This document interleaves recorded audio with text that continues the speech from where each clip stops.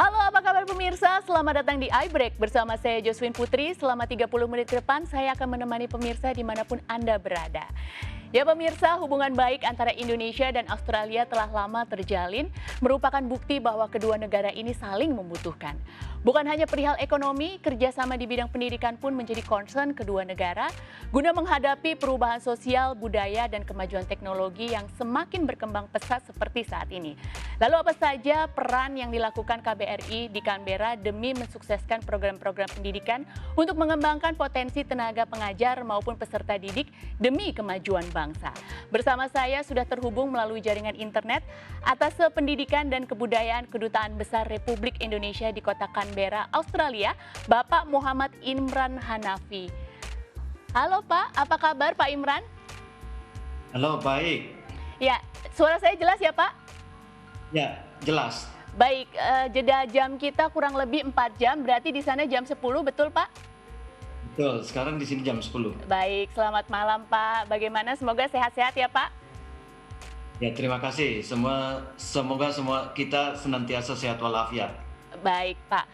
Terkait dengan apa yang sudah saya paparkan tadi, kerjasama antara dua negara, mungkin ada beberapa hal yang akan saya tanyakan. Yang pertama, di era Pak Nadiem, Kemendikbud memiliki program Merdeka Belajar Kampus Merdeka. Bisa dijelaskan secara singkat seperti apa konsep belajar tersebut, Pak? Kampus Merdeka, Merdeka Belajar ini merupakan suatu konsep yang sangat bagus di dalam rangka mengembangkan pendidikan tinggi kita. Sebenarnya konsep ini kalau di universitas-universitas di luar negeri, yang terutama yang maju gitu ya, khususnya di Australia, ini sudah lama diterapkan dalam rangka memberikan kebebasan dalam tanda kutip dalam mengembangkan fleksibilitas pada kebijakan-kebijakan pendidikan yang dilakukan oleh yang Baik.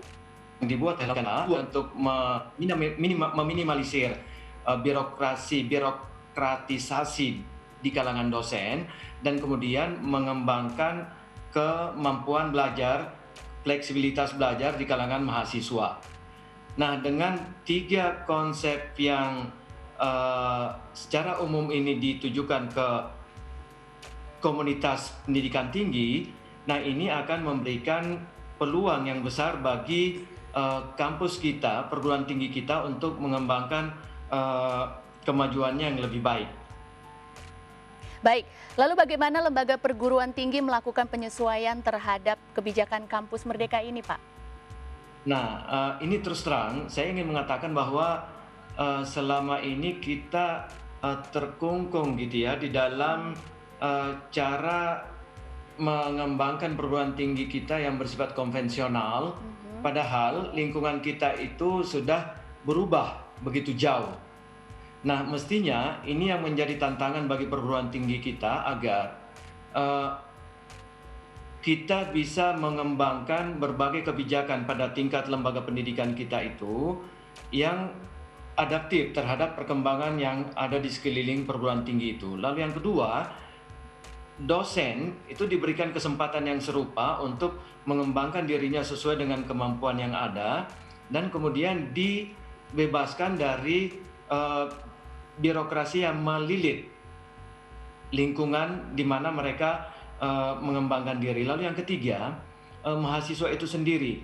Nah, mahasiswa itu sendiri diberikan peluang yang besar untuk mengembangkan dirinya baik pada yang bersifat hal yang hard skill maupun pada soft skill mereka gitu.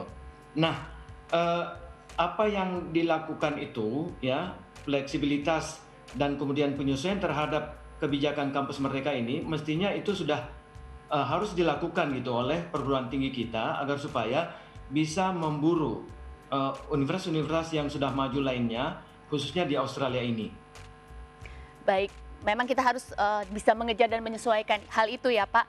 Lalu bagaimana dosen dapat melakukan penyesuaian terhadap kebijakan ini Pak? Nah, misalnya seperti ini ya, bahwa dalam kaitan dengan pembelajaran. Nah, pembelajaran itu bukan hanya sekedar bagaimana misalnya dosen berdiri di depan kelas lalu mengajar seperti biasa, tetapi lebih jauh dari itu adalah dalam tanda kutip menantang mahasiswa untuk membuka cakrawala berpikir, termasuk memberikan kegiatan kepada mahasiswa itu bukan hanya kegiatan yang bersifat tekstual, tetapi juga memberikan kegiatan kepada mereka yang bersifat kontekstual. Nah, ini yang di dalam kebijakan ini, di dalam kebijakan Mendikbud ini, khususnya di dalam bentuk kegiatan pembelajaran itu sudah dibuka sedemikian rupa. Ada 8 ya bentuk kegiatan pembelajaran yang diberikan kepada mahasiswa itu, sehingga mereka bisa melakukan kegiatan-kegiatan belajar itu bukan hanya di dalam kelas yang bersifat teks itu sendiri, tetapi juga bersifat kontekstual. Apapun yang kemudian menjadi minat dan talenta dari sang mahasiswa tersebut. Baik, itu dari sisi dosen. Lalu bagaimana dari sisi mahasiswa sendiri? Sejauh apa mereka sudah berhasil beradaptasi, Pak? Nah, ini sebenarnya boleh dikata baru ya, kebijakan Kemdikbud ini baru, terutama dilakukan di bawah Mas Menteri ya, Pak Nadiem Makarim. Nah, kebijakan ini mestinya harus disosialisasikan juga di kalangan mahasiswa. Nah, agar mahasiswa tahu dan kemudian mereka sadar, mereka aware bahwa ada peluang bagi mereka untuk mengembangkan diri tidak hanya di dalam kelas, tetapi juga di luar kelas.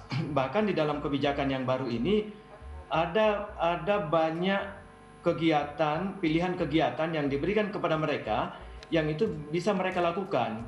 Nah, sebenarnya dengan memberikan peluang semacam ini, kalau misalnya kita mau belajar dari negara-negara yang sudah maju pendidikannya, katakanlah seperti Australia atau Jepang atau di Amerika. Nah, kegiatan yang seperti ini, kegiatan pembelajaran yang lebih fleksibel seperti ini, itu sudah lama dilakukan. Bahkan kalau boleh saya memberikan contoh kepada pemirsa, nah salah satunya misalnya ya,